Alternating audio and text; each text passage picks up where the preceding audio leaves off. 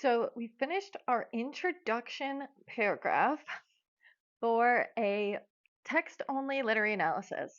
And with this, I introduced the title, author, date of publication, and then I give a little blurb about our story's summary, right? And then it would end. Despite her anxiety, Vashti ventures to the Earth's surface and takes an awkwardly uncomfortable journey on an airship. On her journey there and back, the reader catches an ominous view of what can happen if society grows too dependent on technology. The Machine Stopped by Ian Forster is meant to serve as a warning to readers that technological advancements do not always equate positively with a thriving society. And then I could say this is developed through Forrester's use of conflict. And then I'm going to talk about Vashti's conflict. So now, my body paragraph or text only analysis, I need to focus only on situations of evidence that is her conflict. For example, when she's on the airship and she has an internal conflict because she feels uncomfortable. The airship stewardess touches her. She's offended. None of the characters are able, the one man, when he drops his book and the machine has to pick it up for him because his body is too feeble. That's the conflict. We can say it shows that this is not a thriving society. They don't function socially or physically. We can also use an example of Vashti not having teeth or hair, her physical ailments. And then the final one, the final conflict that could build this central idea or proves it is when the machine fails, the machine stops, it breaks, and everyone has to leave and go to the Earth's surface, they all suffocate and die. Clearly, if you can't breathe the air, your society is not thriving. So that would be an example how you talk about how the conflict developed a central idea. All right, so now we can explore our theories. This is a rough example of what's going to be my theory, and I'll show you. So the theory that I want to use has to do with E.M. Forster and the life he was, his time period when he was alive, right? So in your active reading, you'll find an article from, it's just a Wikipedia, and if you were doing this for like a college assignment, and if your teacher would say like if they accept Wikipedia, usually in college they don't, but you could Wikipedia you gets their sources from other more like prestigious ones. Wikipedia is credible, but it's not like a journal. So, but you could find a journal that talks about all the same information. All right. So, Ian Forster, right, was alive during this second technological revolution. Everybody talks about the first one. We're going to talk about the second one. And it took place, let's see, 1870. And we have the second revolution. So it was 1870 until World War I. And we have these advancements of technological systems of gas, water, sewage. Ooh, that could give us some ideas of how he was coming up with the vomitorias and stuff. All right. And then if I go to the overview, it was rapid. Okay. So people didn't know what was going to, if it was, how far it would go. Obviously, here you have your wealthy nations, the low countries. That could be under a post colonial theory. So, under where it says, I didn't delete here. Okay. So, E.M. Forster was influenced by the second technological revolution the world experienced in beginning in 1870 and ending with the onslaught of World War I, right? Now I can say it is important to note that the countries which benefited most from this revolution were those in the imperial north, United States of America, United Kingdom, France, Britain, Italy, and Japan. All right, Italy and Japan. So now I'm going to make this claim, right? Forrester's science fiction story, The Machine Stops, explores a world where citizens are entirely dependent on the technology that was developed during the Second Revolution, right? So now one could assume that this futuristic world is one where nations without access to the machine's advanced systems were left to suffocate in a on an uninhabitable Earth's surface. So what I did is I made a claim.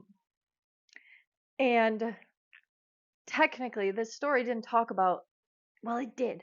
It briefly mentions the other countries. And one of them was Indonesia, an island in Indonesia, which, wait, we'll go back to this one, which was, Indonesia was colonized by the British.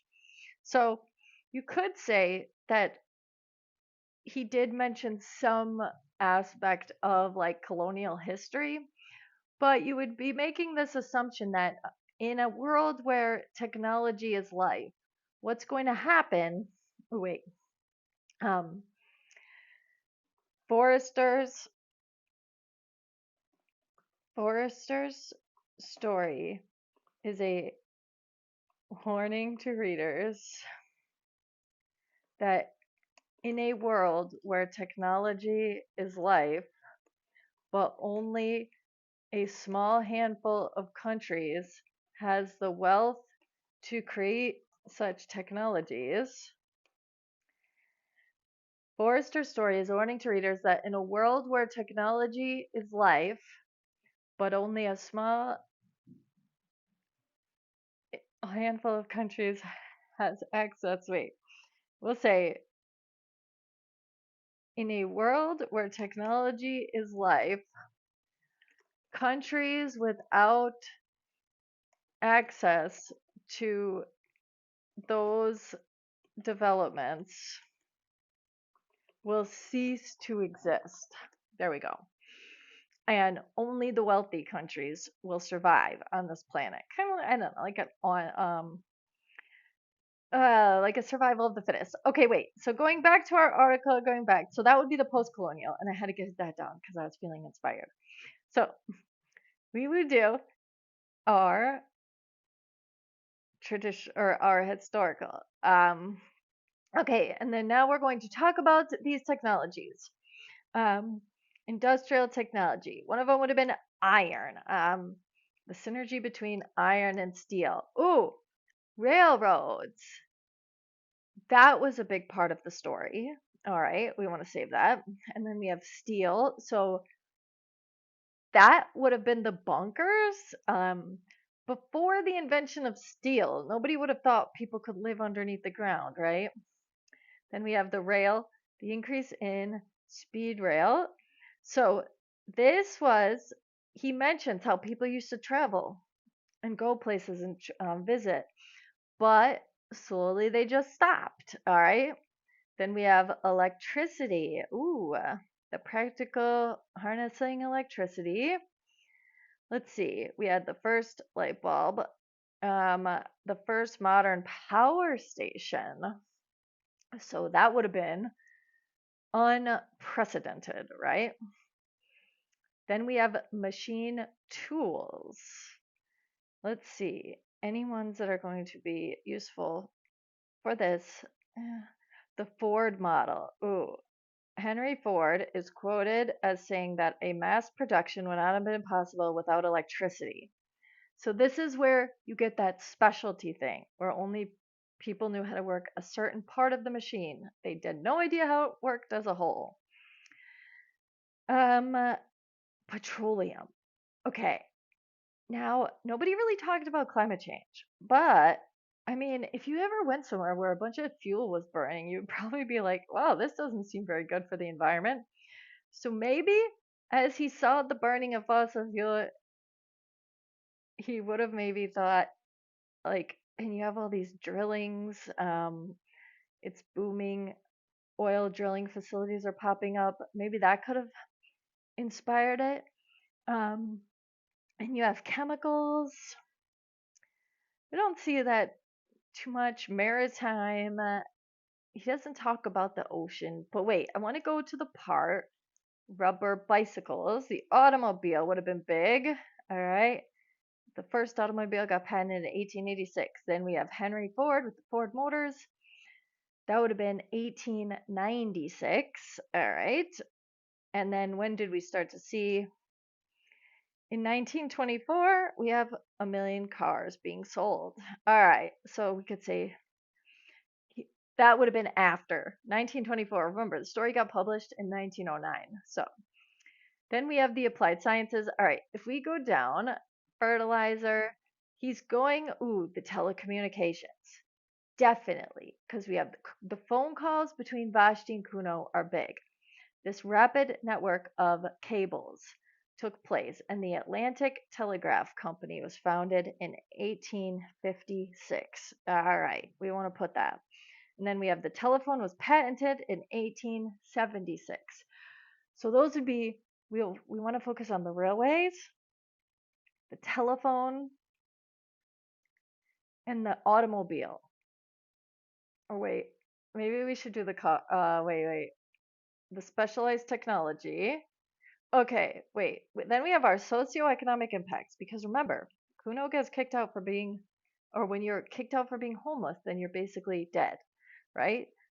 So we have living standards are improving significantly. Okay, so what could be bad about that?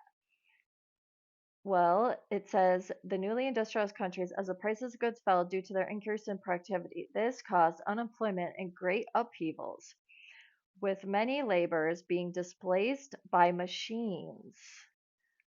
Hmm. So this could start to show us a culture of maybe we could say in 1970, work done by steam engines exceeded that but done by animal and human. By 1980, internal telegraph allowing orders to be placed by merchants. Ooh, that's opening a Suez Canal, and now they can sell things all over the world. Globalization. Factory system centralized production in separate buildings and directed specialists. The division of labor made both unskilled and skilled labor more productive and led to a rapid growth of population. All right. Then we can say, what did he? So he lived in the United Kingdom. So we can say, from a historical lens, we'll talk about some of these inventions and how they would have affected, um, inspired our author. All right. So we know we want to talk about railways, electricity, and let's see. Okay. The story reflects some of the innovative technologies the that Forrester was witnessing.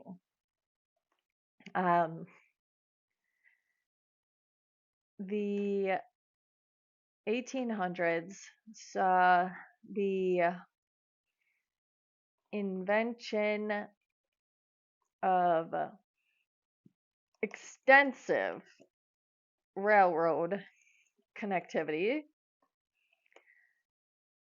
electricity in people's homes, telephone, telegraph, telegraph systems that allowed people from all over the world to communicate. And then we could say, and planes in, we'll say planes, along with new means of transportation like planes and automobiles. All right, so now your historical analysis would talk about these inventions in a historical context, right? And how it went wrong, right? Because basically, this is a story about how all these inventions can go wrong. So, your thesis, um, while citizens living in Forrester's time period were welcoming of the new conveniences technology is brought, the author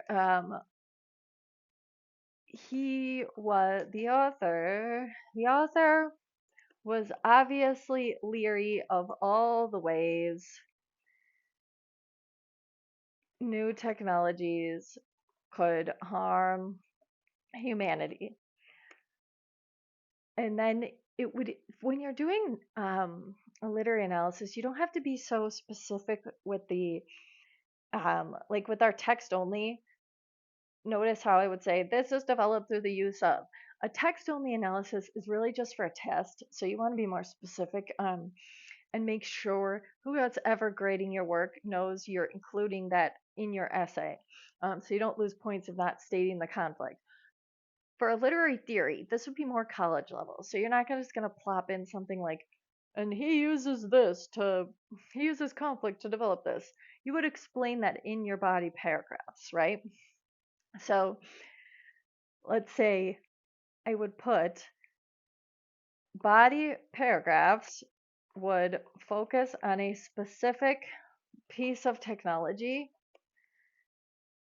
that is seen in the story, discuss its historical implications, and how the author saw the technology destroying the world.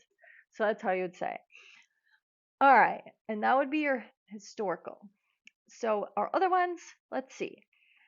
For a cultural, it's kind of the same lines as the historical. The 1900s saw an influx of innovative technologies that made lives easier. The culture of the time was that technology was beneficial. There was not a lot of questioning when it came to introducing new technologies into the home. So you would come up with a thesis as what was Forrester trying to show readers.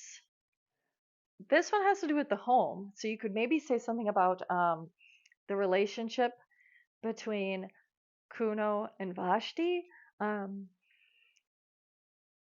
Maybe something about, I got one. How about this? As society, or we'll say as families, as parents grew accustomed to the convenience technologies offered, it is possible they could grow tired of raising their own children.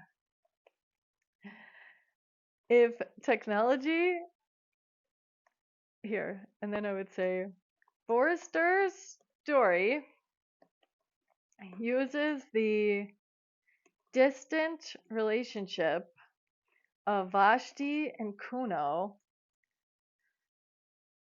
to show how technological advancements could deteriorate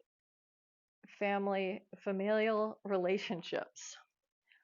And then we could say by bringing all this modern technology and making everything so easy, like, because back then you would have had to like light a lamp to get electricity or start a fire to get heat. And those would be big changes, making those conveniences at the click of a button or a flip of a switch.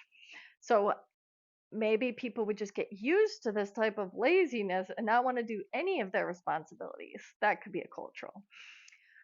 Critical race is a little tricky because remember that theory in general came about in the 1960s and the story was written in 1909. So technically it wouldn't apply, but you could maybe say that the homeless in this story could be considered like minority groups, the ones that are punished for not fitting in. But really, since the story was from 1909, that's not the best one to do. Feminist criticism, it could be good. And for this, I'd said, however, a feminist could argue that the machine was a catapult for women's equality. Forrester uses Vashti's character to show readers that technological innovations could assist women in breaking the glass ceiling. The body paragraphs would focus on the ways the machine empowered women. The nurseries were a way to provide women the opportunity to return to their careers. The machine mitigated the stereotype that men are biologically built for specific types of manual labor jobs. From a feminist perspective, the machine allowed for women and men to be equal on physical playing fields, thus bringing women closer to equality. This could be a tricky one because I'd be saying that the machine, before it went failed, it killed everyone, it was a good thing for women because it evened out these obstacles. And then these would be two obstacles, right? One, some jobs women just don't have the physical strength for, right?